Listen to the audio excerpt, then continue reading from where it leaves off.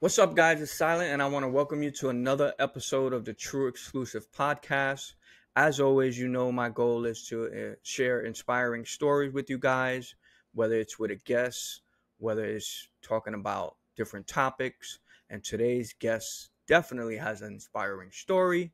You might know him from American Idol. You might know him from being on stages with Nicki Minaj.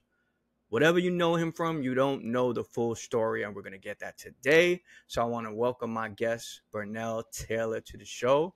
Yeah, and thanks for having me, and thank you for all that you do for my community to make sure that we are heard. Because there's definitely not a lot of platforms that we have to do so. So thank you for having me. No problem, man. Thanks for being on the show. I appreciate that. I guess we could take it a little back, or maybe a lot of back. Can you tell me a little bit about your childhood, growing up, and where you grew up and what it was like? Well, I grew up in New Orleans, Louisiana, born and raised. Um, it was pretty fun. I would like to think that I had a great childhood. Um, I really don't have no complaints about my childhood. I kind of started like dibbling and dabbling with singing when I was really young. My aunt used to like pay me $5 to sing for everybody in the living room. So I think that's the reason why I don't have like any stage fright. I do be nervous, but I don't have stage fright for that reason. I've always like enjoyed singing. Um, I went to Saratoga Reed High School, graduated from Saratoga Reed High School. I was also a color guard at my high school. And yeah, I mean, I really don't have no complaints. Honestly, I always say if it was a time machine, if there was a time machine and we had the option to go backwards just for a day or two, I definitely would go back to my childhood because it really was amazing. So you mentioned your aunt putting you to sing. So when did you realize, like, because you're a child, you singing, you love it, you just singing. But when did you really realize, like, wow, this is something I think I want to pursue? I would say about 12, 13. That's when I kind of like really started writing. It was right after Hurricane Katrina, so I believe that music was my outlet at the time. My first ever talent show that I was in, I sung a Chris Brown song called Yo. Um, so yeah, I think about around that time is when I was like, maybe I could really do this, and I really have Chris to thank for that because when his album dropped. Um, I really, outside from like when I was young, I was a huge Sammy fan.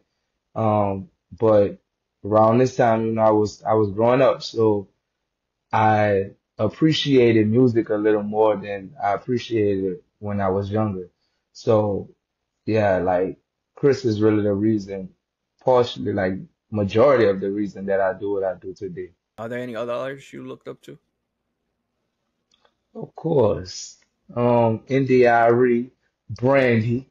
I mean, come on, you can't be a singer, a R&B artist without mentioning Brandy in your top five. Like, um, there's so many people, Brian McKnight, Joe, Faith Evans, Kelly Price, just so many people that I had to look towards for inspiration.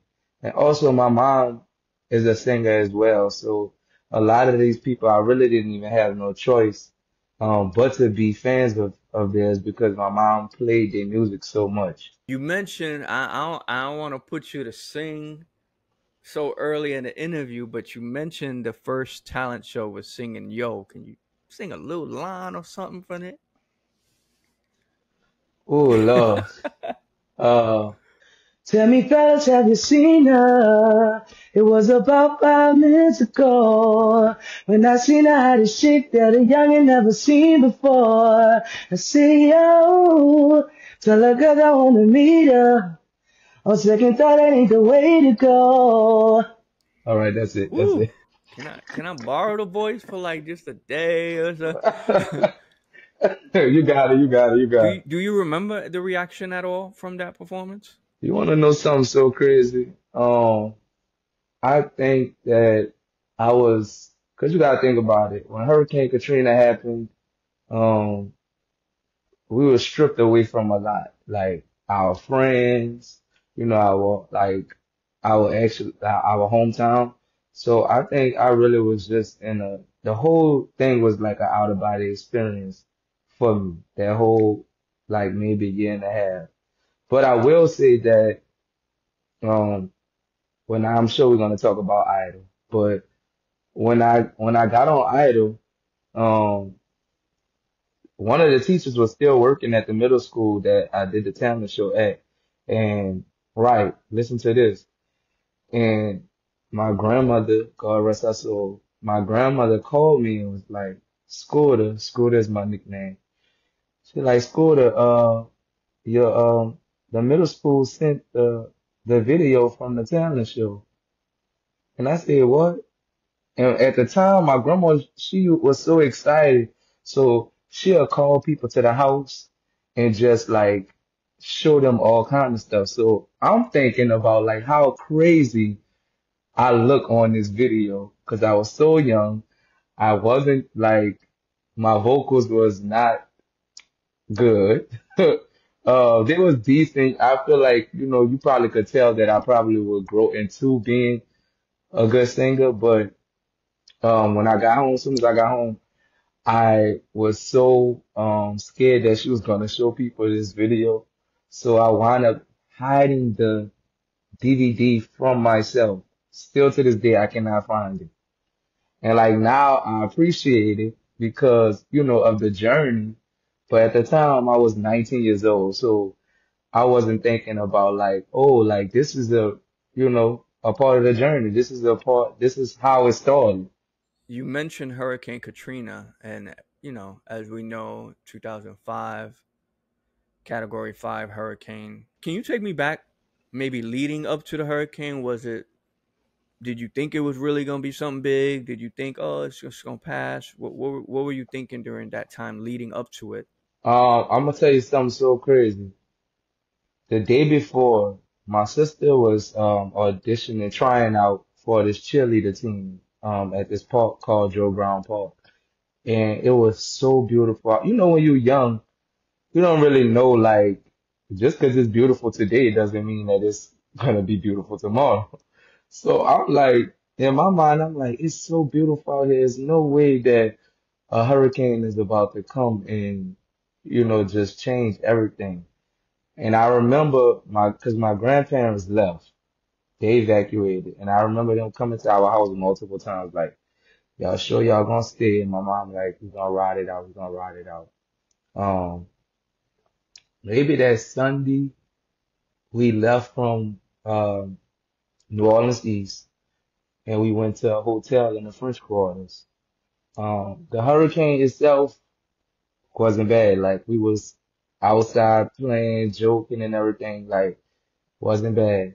That next morning when we woke up, the employees was just knocking on everybody's doors, telling us that we had to leave. Imagine that, saying that you had to leave with nowhere to go. Because even though the water hadn't came yet, there was no lights, there was none of that. So um, we wound up leaving, and we found another hotel, and it was like, y'all could check in, but y'all probably gonna have to check out tomorrow at 12 o'clock.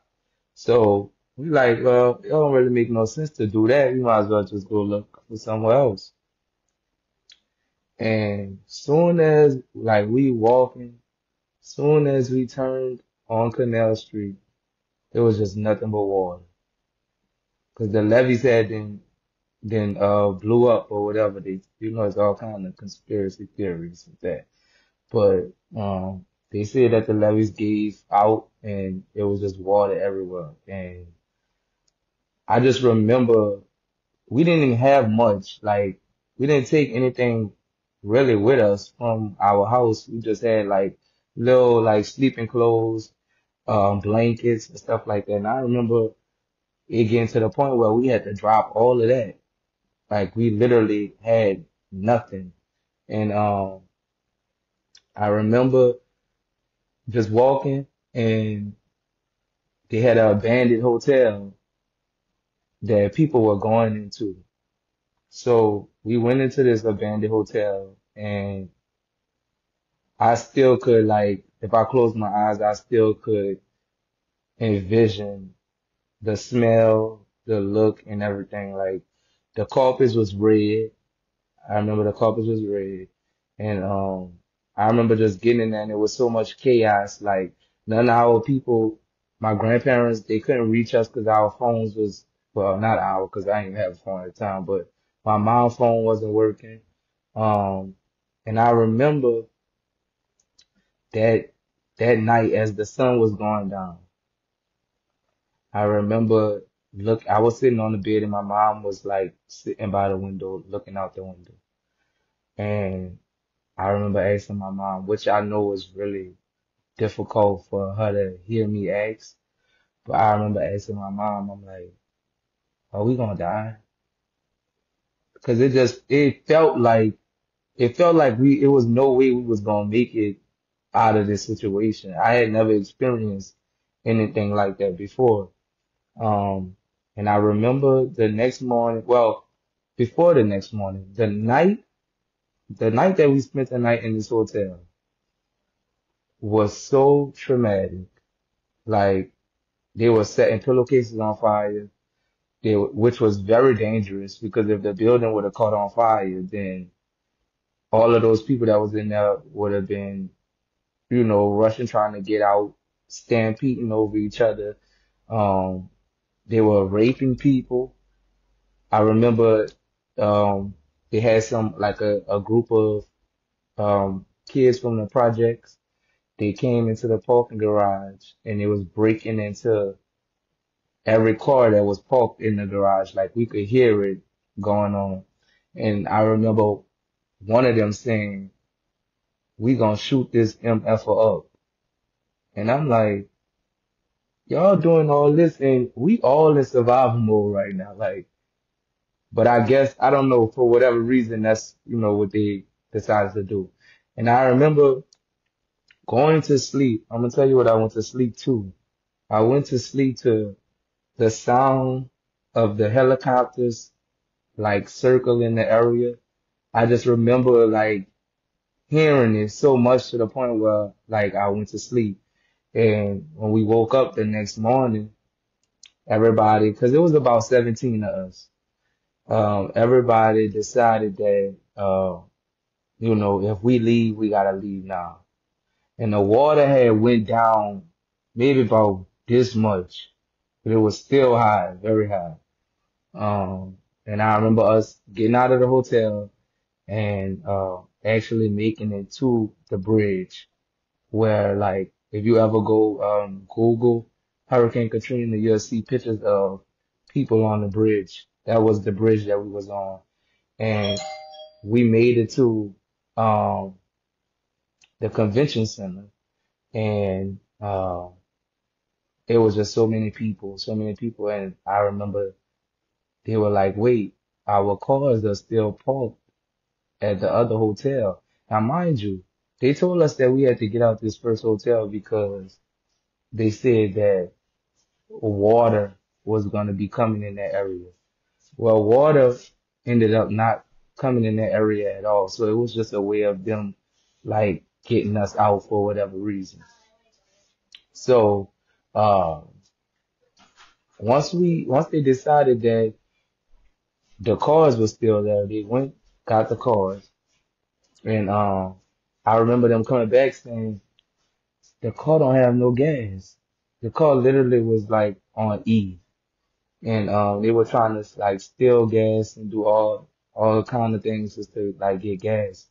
And they just decided that we just gonna walk by faith and not by sight. So they decided to get in the car and we drove on E, nothing but God. We drove on E all the way to this place called Homer, which is about 30 minutes, 30, 45 minutes.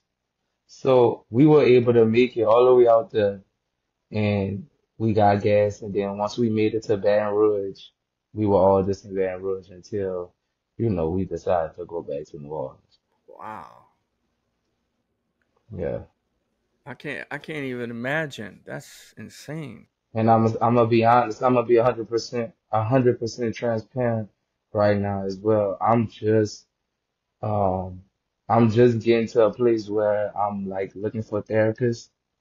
Um, because I just feel like, even though in my mind, uh, I might like, feel like these things don't affect me, but in reality, they affect me in some kind of way because that moment, that situation experience changed my life forever. Man, listen.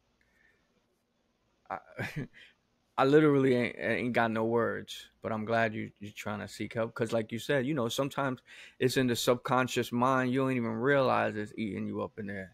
But that's just because we are so conditioned to believe that it's okay to just sweep everything under the rug and push it to the side and not worry about it. And that's why like suicide is at an all-time high right now because people think that you crazy if you looking for help, but it's actually the opposite. You crazy if you don't go get help because that's what those people are licensed for. Like that's what they're supposed to do.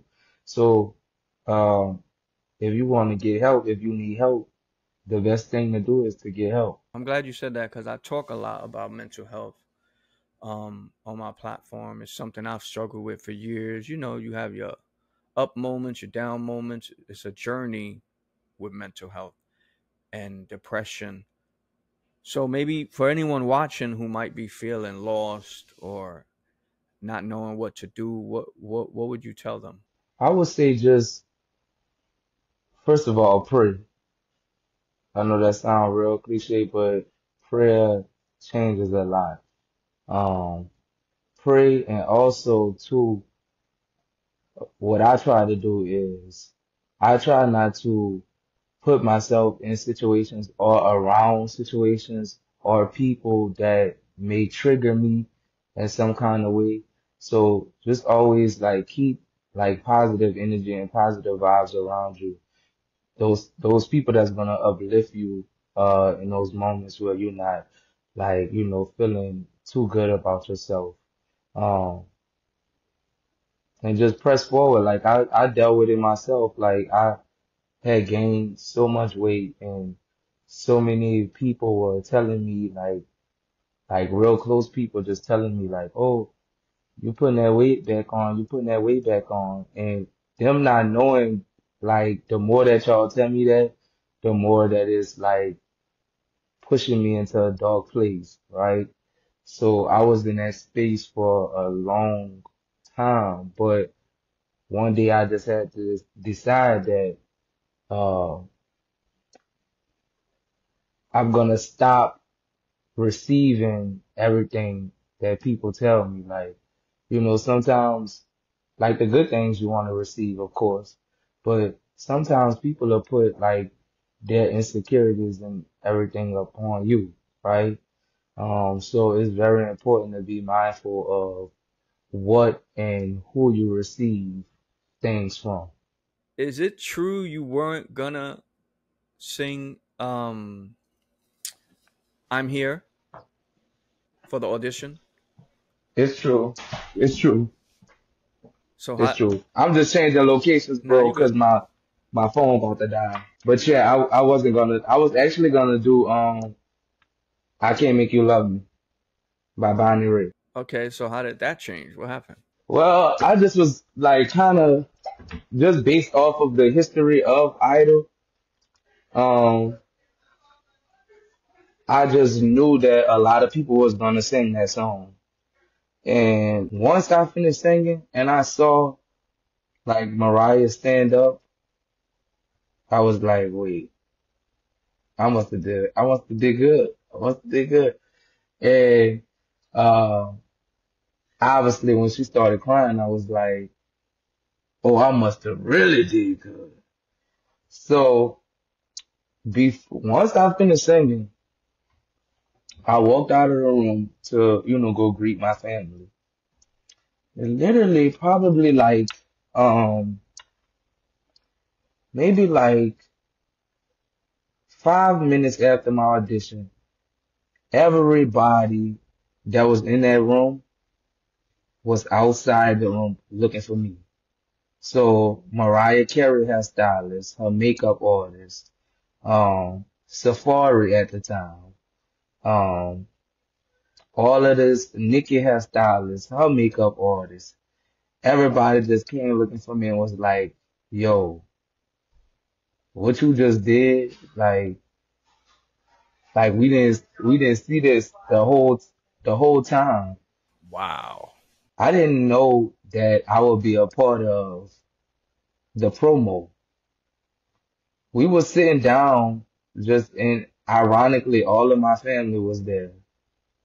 And none but God. My whole family was there. And we were looking at X Factor.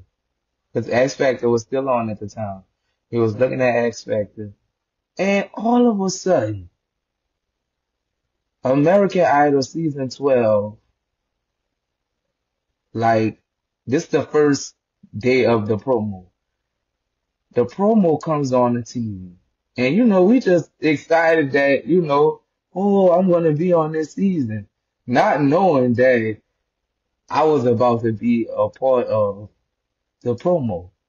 And I remember them just going to the clip of Mariah saying, Burnell made me cry.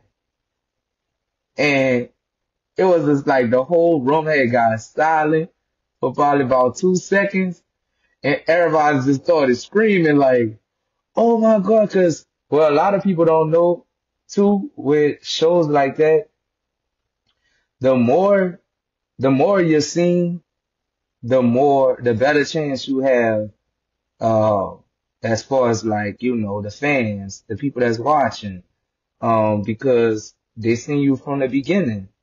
So, a lot of the times there was, some situations that happened that, were, should I say it now? I mean, I should say it because it intertwines with the commercial and everything. So I was like a threat, right? Because not only did I make the Mariah Carey cry, which nobody else had did up at this point, um, I also was being seen before they even heard my voice. Like they didn't even know what I sound like, but everybody was just so and like they wanted to know how did he make Mariah cry. So a lot of people knew my face before I even was really on the show. Cause I could have been cut in Hollywood Week and it just would have been, I just would have been a part of the promo for the show. And I was so much of a threat that somebody actually lied and told the producers that I was getting drunk at the bar.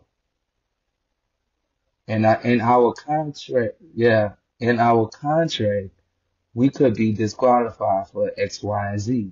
And one of the things were underage drinking.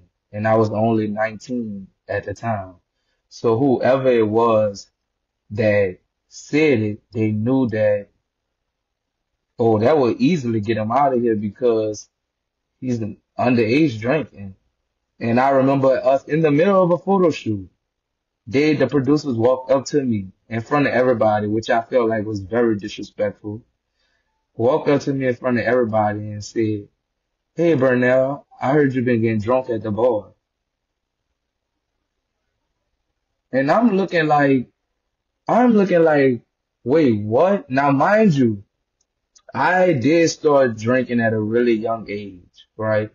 I started drinking maybe about 15, 16 years old. But what made me so mad about it is because I had really worked so hard. I had made a personal promise to God that if he got me where I wanted to be, if he got me through this process, that I would stop. Well, I hadn't stopped drinking before, like just to like show him how serious I was about being dedicated to this new chapter that I was stepping into. So I had worked really hard to stop drinking. So for somebody to tell the producers that I was drinking, all because they felt like I was a threat, I just felt like, it was crazy. And I remember that day was actually the same day we had to sign our contracts. And I didn't know who it was that said it. So I told you I'm from New Orleans and how we operate in New Orleans. Most of the time, the good gotta suffer for the bad. So because I didn't know who it was, everybody was on my list. I wasn't talking to nobody. I was basically like everybody. And mind you, at this time, it was a couple of people that I was really like close with.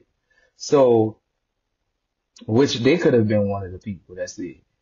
Um, but it was a lot of people that I was close to, but I was like, because I don't know who said it and nobody not saying who said it, or it really could have just been a tactic on their end. It could have been a tactic. It could have been a tactic on their end, but nevertheless, it was brought to me and presented to me in a way that I didn't appreciate because even if it was the case, even if it was true, it's not what you do, it's how you do it, right? So don't try to use me as no example to prove no points, because y'all could have pulled me to the side and asked me that on a personal level versus embarrassing me in front of these other contestants. Yeah, I didn't appreciate that at all. But that was the result of me being on the commercial every damn near every day until the show premiered. Were you because that's a whole big stage on live TV. Were you nervous for the first performance? What was that like? Yeah, I mean, I still get nervous today. So, but I let my nerves fuel me versus like cripple me or paralyze me. So I was really nervous, but I had prepared those songs that I sung both of those weeks so much to where Um, I was just ready. Now, I will say because I wasn't as confident as I am now, I was a little like nervous that maybe they had some other singers that sung that were more like experienced than me.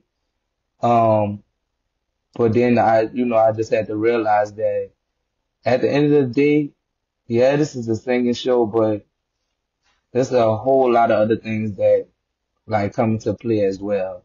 And so obviously one of the standout performances from that season was the Ready for Love performance. How did that song choice come about, and why are you laughing? It seemed like there's a story behind that. It is. Um, so okay, basically before I even left New Orleans, once we came back to our hometowns after Hollywood Week, I immediately got on like me knowing which songs I wanted to do. So it was This Time by John Legend, which I did. It was Ready for Love. And then I knew that I was gonna do I'm Here over because they had then chopped my audition down so much to where, cause they let me sing the whole song. Um, yeah, I did the whole I'm Here. And that's probably why, Mariah reacted the way that she reacted because it really was like the whole song. Um, but I had prepared those songs. And when we got to the Vegas round, it's called Sudden Death. I don't know. The choice of name is crazy. But it was called that. And I was actually supposed to sing Ready for Love first. But once we had started rehearsing, I was like, I don't know, something is telling me that I should do This Time first, which I'm so happy that I did. Like everything just worked out exactly the way that it was supposed to work out. So then That next week, the week that voted us into the top 10, I thought that it would be smart to revisit how I even got on the show. And everybody loved the audition. So I'm like, if I'm going to put my fate in other people's hands to vote me into the top 10, again, vote me into the top 10, I'm going to do I'm Here Again, and I'm just going to do all the parts that they didn't get to hear. So once I found out, well, I didn't find out I was going to be in top 10. So how it happens is before we even find out we in top 10, we prepare like we already made top 10. So you know what songs you're going to sing if you make it through the victory song and all that. And I remember that they didn't really want me to do Ready for Love. They thought that Ready for Love was too sleepy, was their choice of words. They thought it was too sleepy. They thought it was too slow. So then they kind of forced me into picking another song. But let me tell you something about God. Whatever he wants for you is never going to miss you or pass you by. And he worked in mysterious ways. So once I decided to pick another song, which was Rihanna Diamonds, somebody else that was a part of the top 20 picked Diamonds too. So what they do is, if y'all pick the same song, y'all got to do a head draw. So when I did that, when we did the head draw, he won it. He won Diamonds. So then obviously that left me no choice.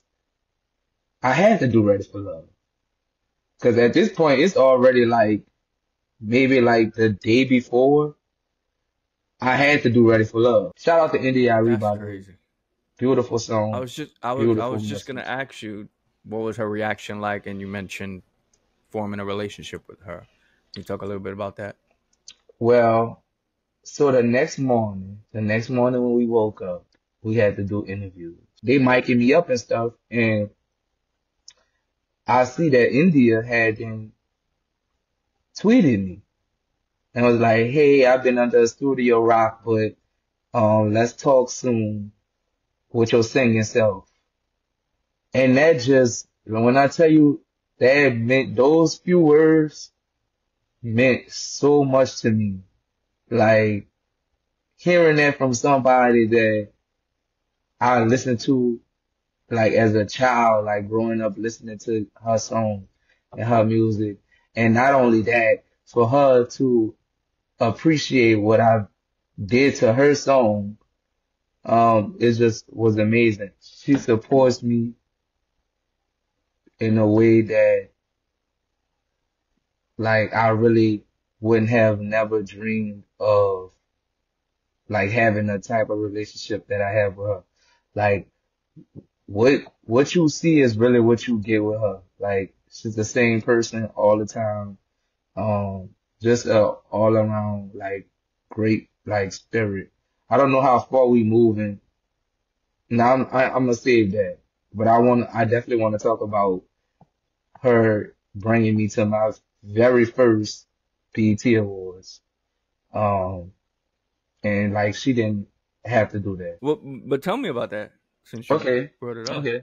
So when we went, when like the show was over at this point, uh, when we started rehearsing for tour, she had texted my phone and was like, hey, I got a surprise for you, but I can't tell you in a few days. So, that's like somebody calling you being like, I gotta tell you something, but I'm gonna tell you later. Like, once you hang the phone up, you thinking about everything that they might gotta tell you. So I'm like, what could be the surprise? And I remember her texting me saying, "You ready for your surprise?" I'm like, "Yeah, I've been ready." She like, "I'm taking you with me to the BT Awards," and I was like, "What?" Mind you, just to give a little backstory, I really was like the black sheep of my top 10. As far as like, being the one that I was obviously a fan favorite, but I really wasn't uh, easy to work with. Not on my end though, right?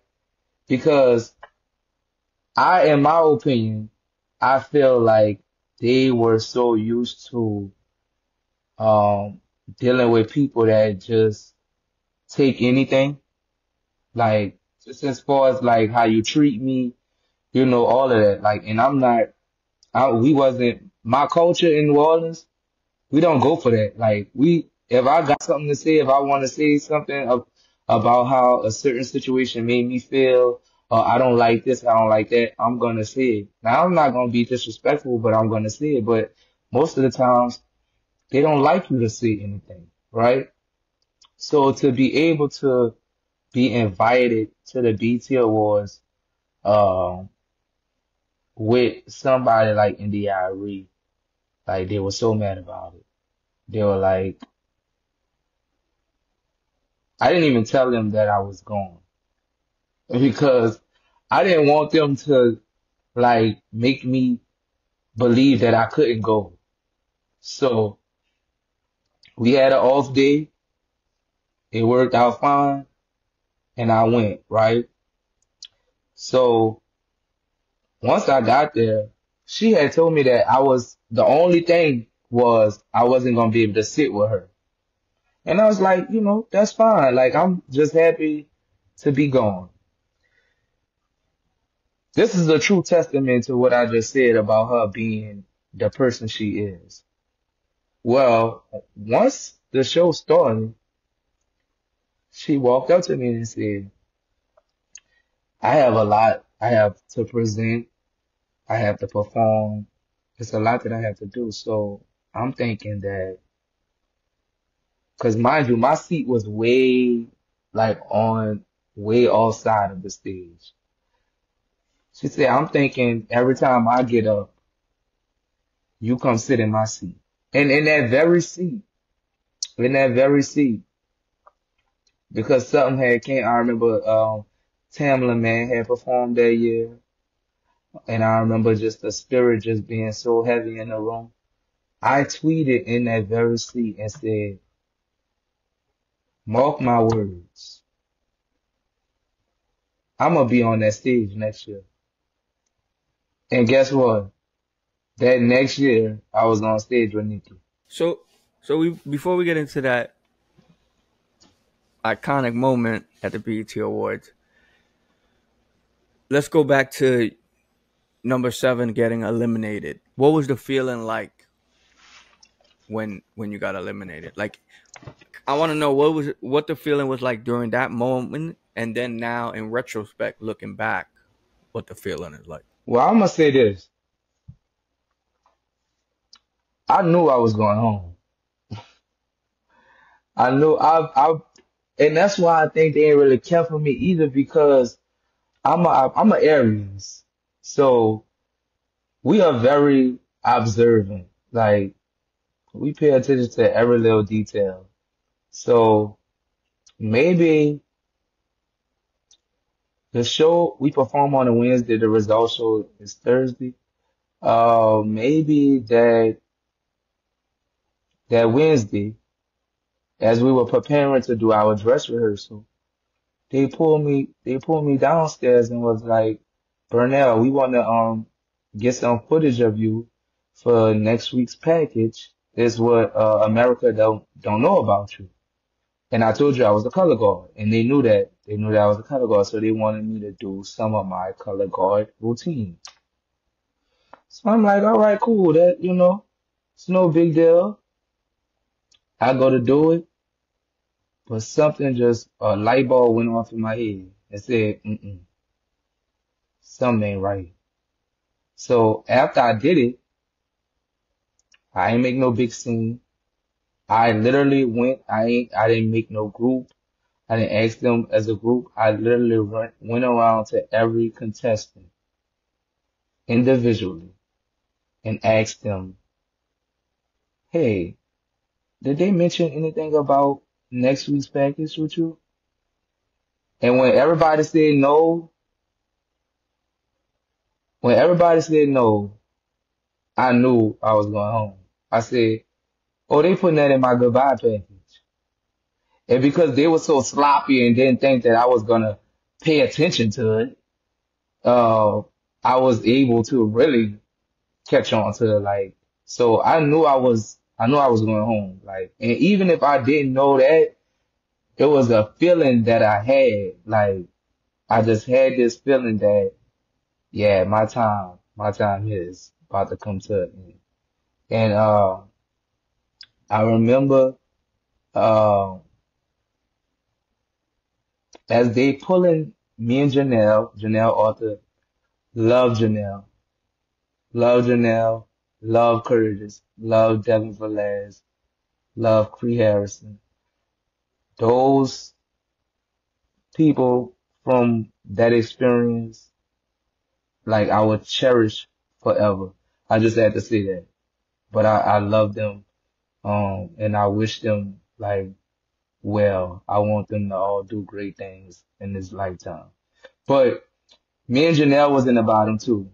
And I remember Ryan, he didn't let us walk to where we wanted to walk, like to stand and tell us when they was gonna tell us which one was going home. He literally grabbed me and put me on the left. And I'm like, hmm. Another time, I'm just too observant. I said, hmm.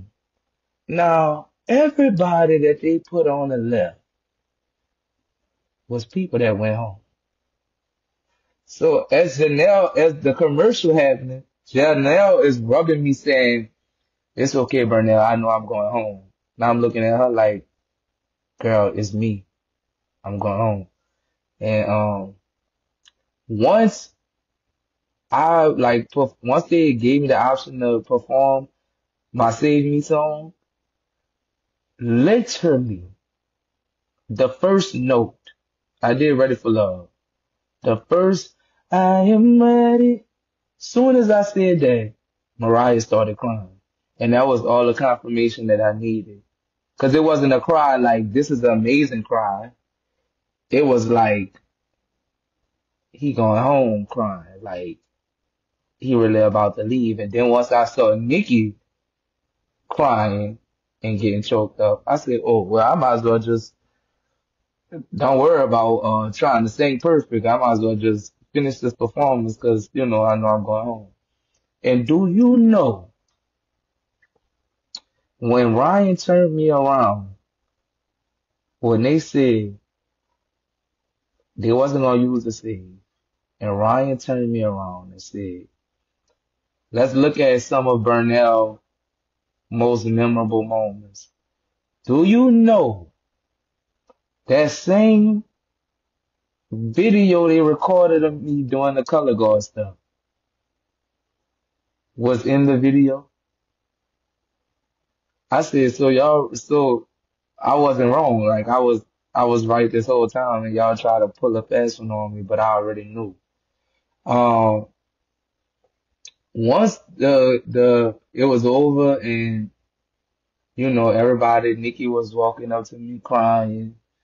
Um, I was still kind of like, I didn't cry at this moment, but when we got eliminated, they do this kiss off dinner where everybody stand up and they say something about you.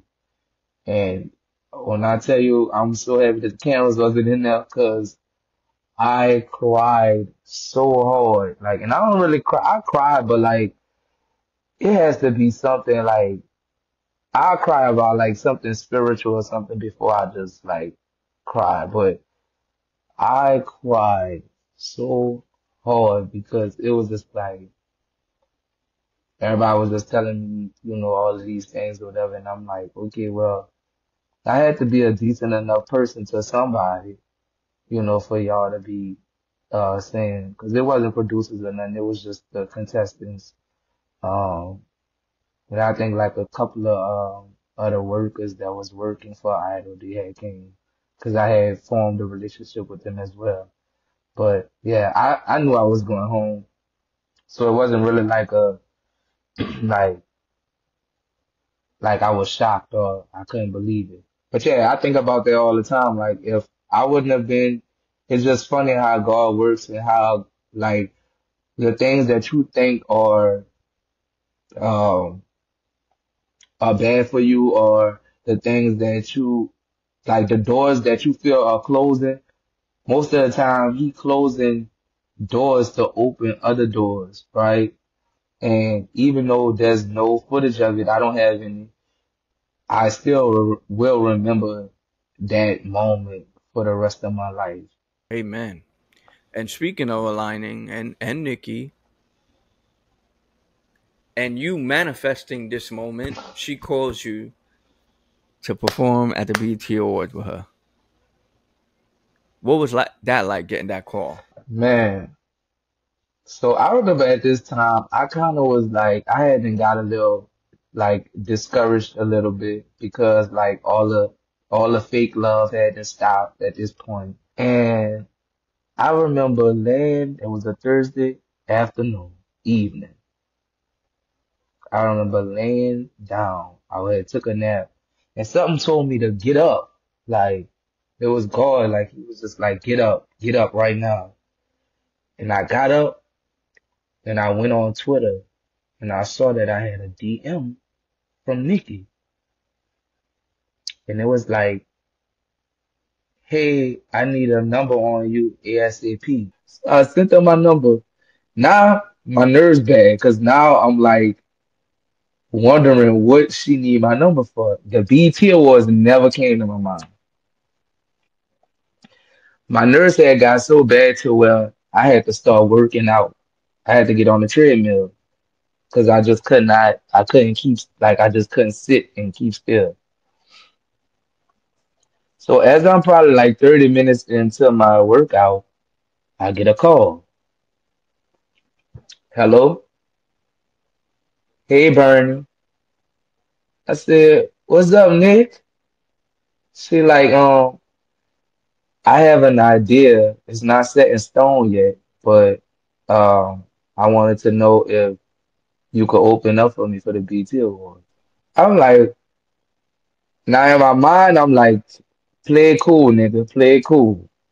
I'm like, play it cool. I'm like, yeah. I could do it. I can handle it. She like, she like, well, I have to go talk to the producers, and if they see it's a goal, we gonna call you back. Maybe like 11 o'clock that night, they called me. Her team called me. I was like, hey, Burnell, this is such and such. We work with Nikki. We was calling to let you know that it's a go. And I said, wait, what? They're like, yeah, so where are you flying out of? I said, New Orleans. They said, okay, we getting a plane ticket right now.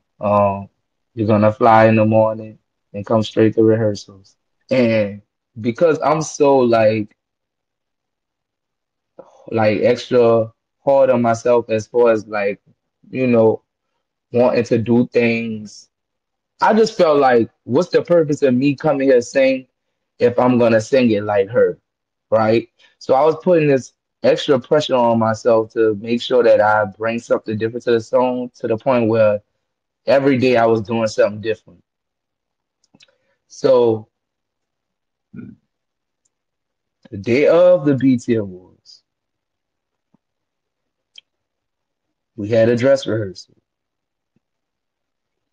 I did something different again. And before I could get off the stage, they said Nikki wants you in her room. And I said, okay, mind you, I'm so naive and so like a deer in headlights. I'm not thinking that it's something bad. Like, so I go to the hotel, I walk out to Nokia, go to the hotel, and when I get in the hotel, they're all waiting for me. So I sit down and Nikki like, Burnell, I love you on a business and a personal level, but you're not about to F up my show.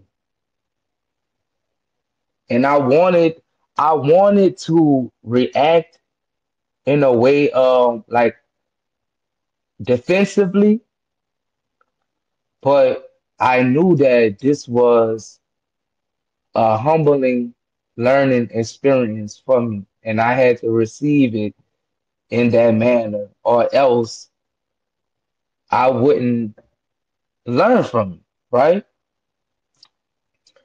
So I'm telling her, yeah, yeah, yeah. I understand, I understand. And she was like, here's the video of when you did it the other day. I like what you did here. Like, do this. So, Nikki telling me like she like they got Chris Brown on the lineup, they got August on the lineup, they got Trey Songz on the lineup. I could use any one of them, but I want you. So then I'm like, oh, it's game time now. I got the video. I'm getting dressed. The earphones in mind you, it's like 30 minutes before the awards is about to start.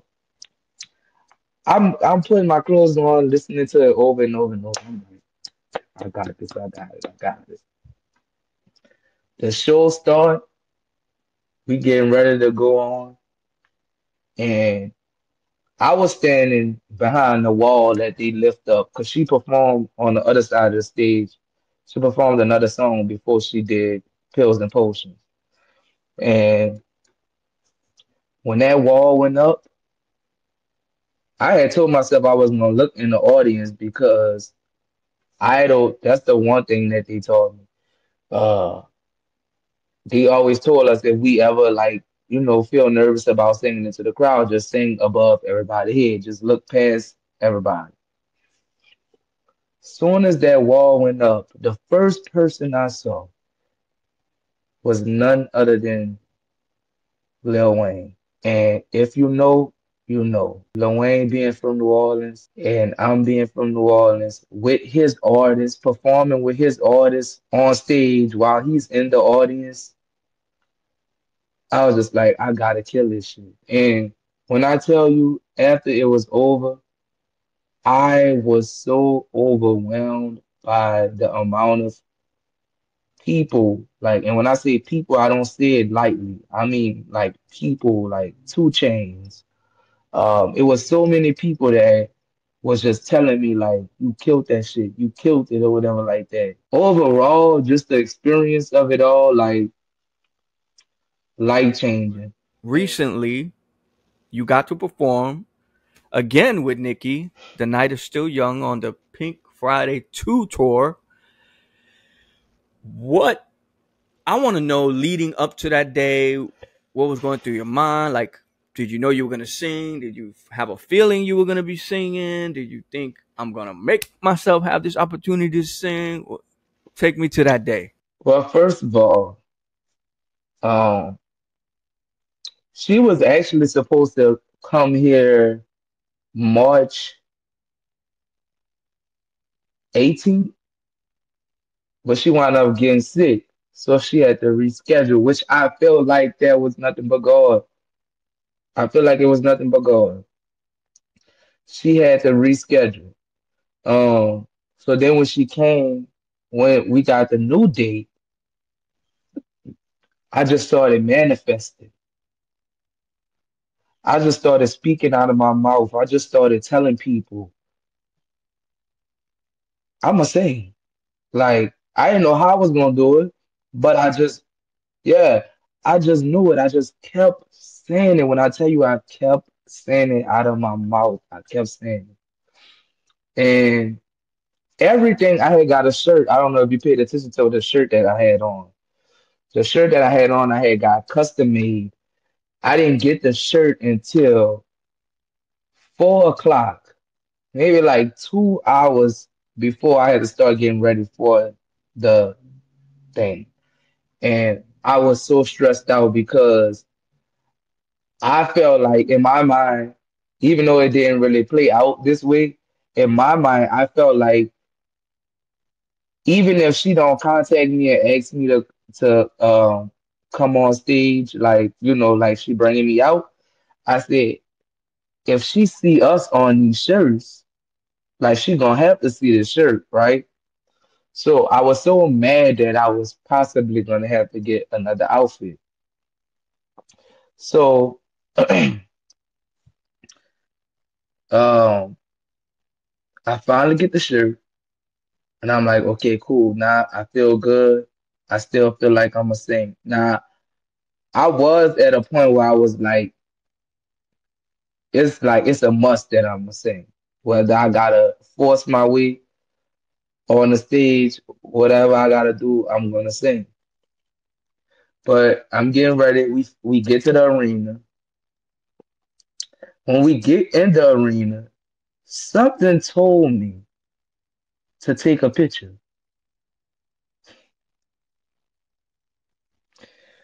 Something told me I got chills all down my legs.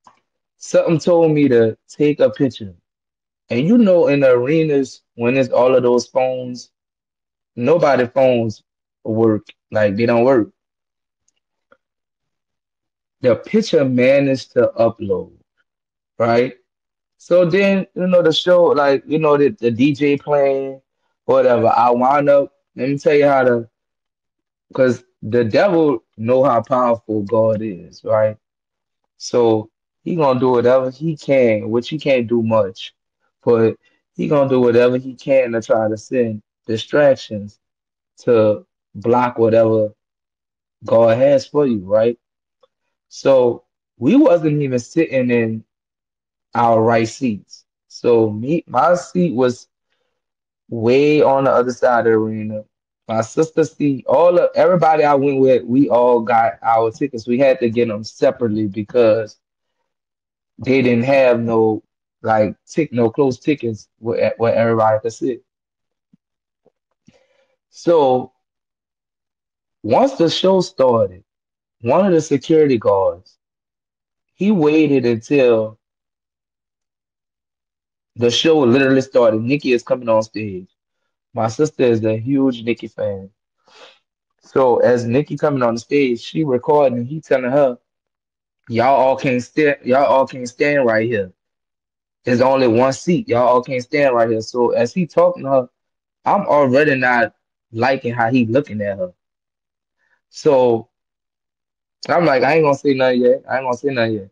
So he telling her, if you don't move, you gotta get out the whole arena or whatever. And my sister basically ignoring him because she recording Nicki. So he jumps over the thing like he about to put his hands on her. So I had to take my glasses off. I said, don't do that.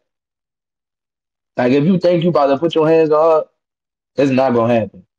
So he like, what? Get down here. Like he was trying to fight. So I had to reel myself back in because I'm like, you came here for something. Yeah, you came to the concert, you know, but you came here for something. Don't let this situation trick you out of your spot. So I had to walk. I walked up a couple steps, and my sister was able to diffuse the situation. And he let us stay where we was at. Because for some strange reason, I felt like where we was at was the best place to be. If she was gonna call me or she was gonna say something, that was the best place to be. Now, before all of this happened, I had mentioned to my sister and my best friend, I said, y'all, it's gonna be so crazy if Nikki get on stage and be like, where's Burnell? Right?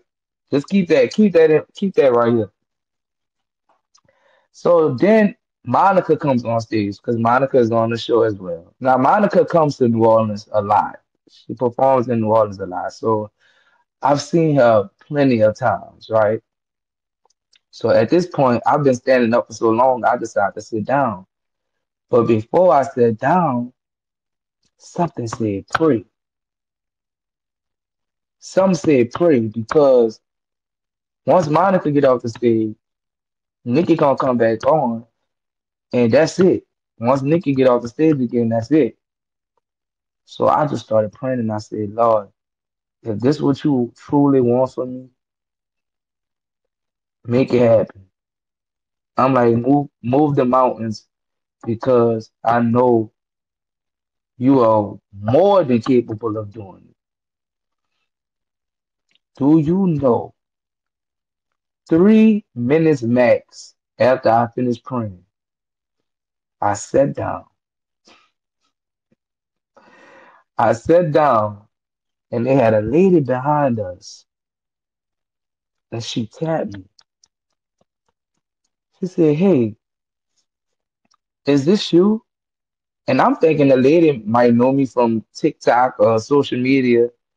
And I could see the picture that I took on her phone. I'm like, yeah, that's me. She like, "Nikki looking for you."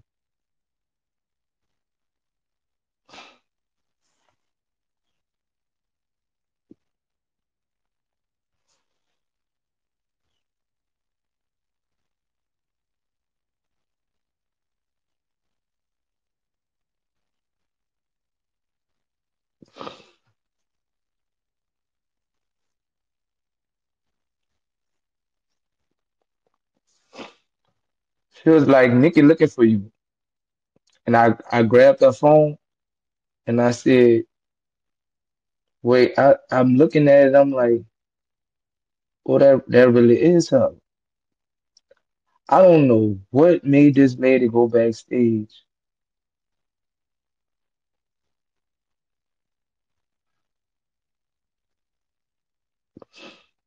I don't know what made this lady go backstage and pick her phone up. Cause I know I toured before. I haven't done the tour on her type of level, but I toured before. I know how hectic it is backstage when you doing changes and all of that. So picking up your phone and going in your phone is not really something that's on your mind. Whatever fan page it was a fan page. They screenshotted the picture that I posted and they posted it on Twitter and said that it was the picture that I had posted, and then there was a picture of me and Nikki. They had put them like side by side. And they said Burnell Taylor from American Idol season 12 is in attendance at Nicki Minaj's Gag City concert. Well, Nicki quoted the tweet and said, he better bring his ass to the stage right now. First of all, the power of manifestation, the power of God, the power of that prayer, because that's what it was. Because Yeah, ain't nobody checking their phone during a tour. Nobody's doing that. that was nothing but God, right? So once I see the tweet, I'm like, oh, it's time to it's time to get in that mode now. I'm like, it's time to get in that mode. I'm trying to show the security guards, but they all acting so serious about their job. They not trying to hear. So my sister said, um, that girl over there, she gotta work for Nikki because she got a credential on. So I get the girl attention. I'm like, come here, excuse me, come here, come here, come here. She came, I'm like, Nikki is telling me to go to the stage. Mind you, everybody around me, my sister and them, my best friend, we wound up everything was gone. Cause us the row that we were sitting in, we had then took up like two of the seats. Why the two seats that we were sitting in that wasn't ours? Why we ended up knowing the girls whose seats it was. So when they came, we really didn't have to move too much because we was all just standing right there. So I get the girl, I'm like, say Nikki looking for me. She looked up at me. She said, "Oh, I know you." She said, "You Burnell, huh?" I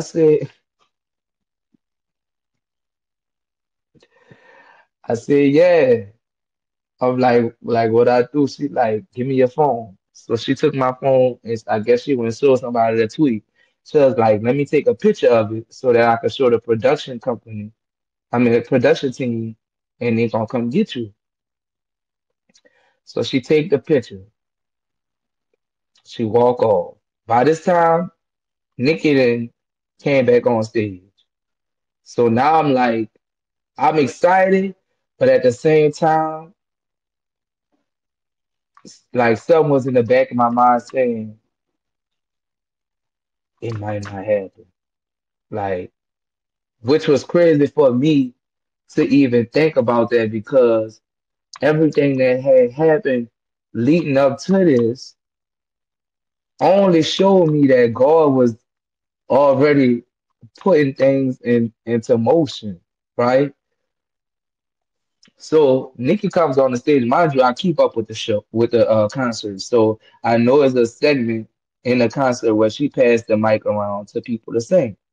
So she giving a speech, and then she said, "Cause you know the night is still young." So now this the song. I'm still the girl ain't back yet. The girl is not back yet. So I'm like, all right, like I'm either gonna jump over this shit and run to the stage, or I'm gonna do this peacefully, right? So she passes the mic to like two girls. They wasn't singers, they couldn't sing.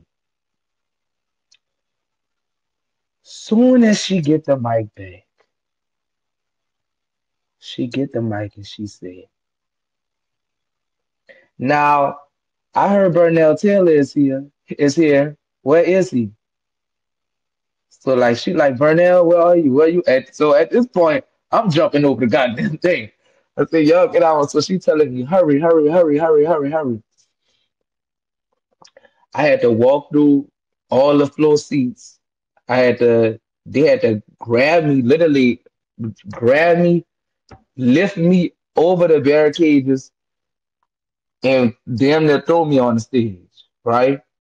Soon as I got on the stage, the arena felt like it was shaking because of the amount of screams. And now at this point, I know, all right, you talked about this, you manifested this, you gotta go hard. Like, you gotta go hard. You can't play with this. So as I'm singing, mind you, I didn't went off into a whole nother dimension. And I'm seeing her, like, mind you, Nikki was around when I first really started, like, really, being a singer. So I wasn't, obviously, I hadn't grown yet, right? So if you watch the video and you watch her reaction to like some of the notes that I was singing, she was really acting like that because the last time she saw me, which was for the BT Awards, I wasn't as confident with my singing as I am, today. So the fact that she saw that and witnessed it, she was just like, wait. And it was a note that I did at the end.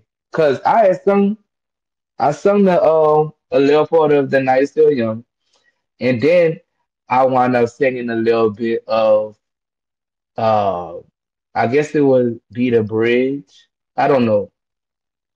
But I started singing a little bit of it.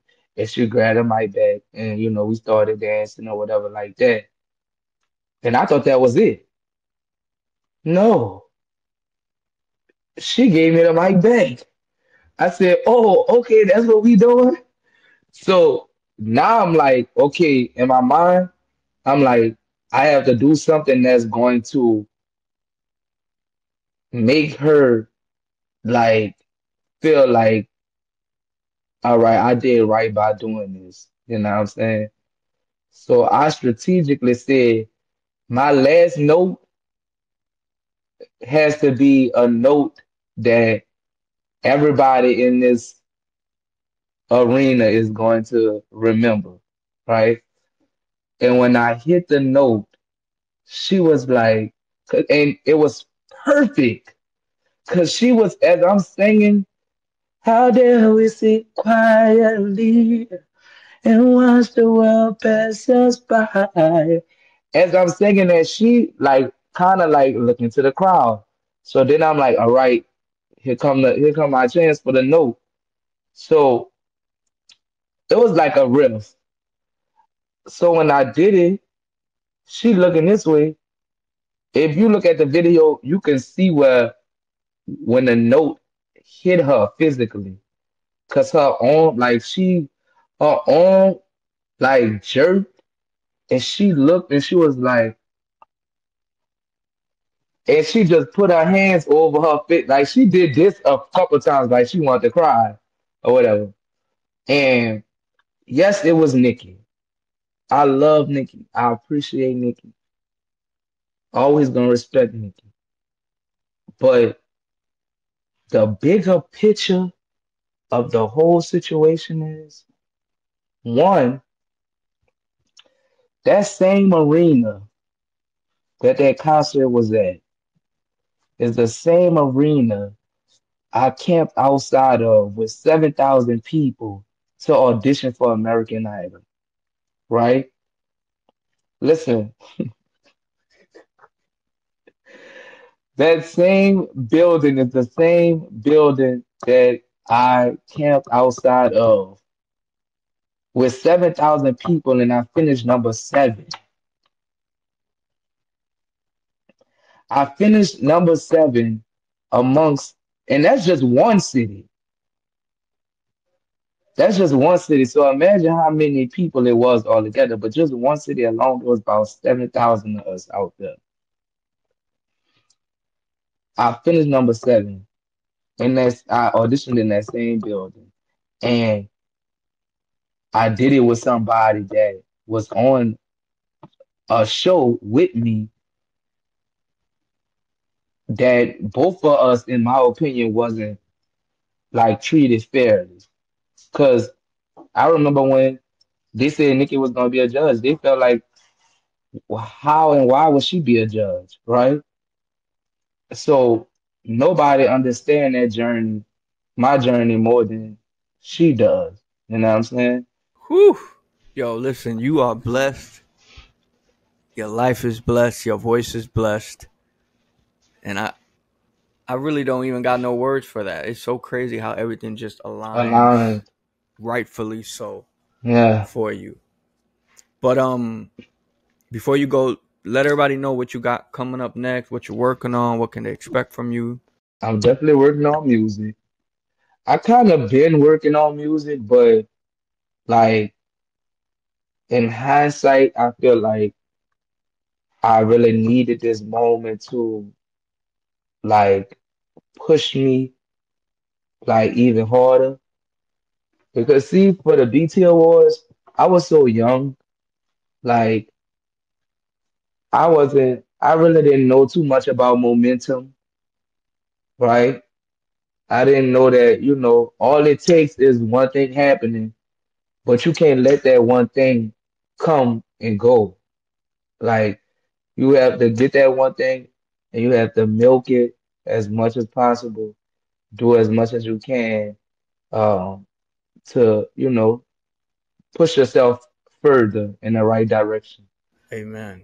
Now, I like to end every interview with, and you've been doing this your whole life, it seems, but I like to end my interviews with with the guests speaking something into existence for themselves, for the world, or the combo. So take it away.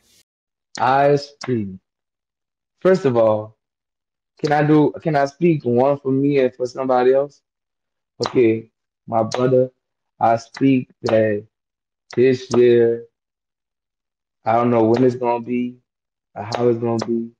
I pray that this year be the biggest shift for you as far as mentally, physically, financially, your business. I speak that you get everything that you want and you deserve because you've been doing this for a long time. You've been doing this for a very long time. And you definitely deserve everything that's coming for you, everything that's meant for you. And it's going to find you. I promise you. For me, I speak that uh, I definitely speak me performing on some kind of award show. If it don't be this year, no, it's gonna be this year. I speak me performing on some. It don't even have to be a award show. I speak me performing, reintroducing myself and my best self on somebody TV screen this year, and I'm gonna just leave it at that.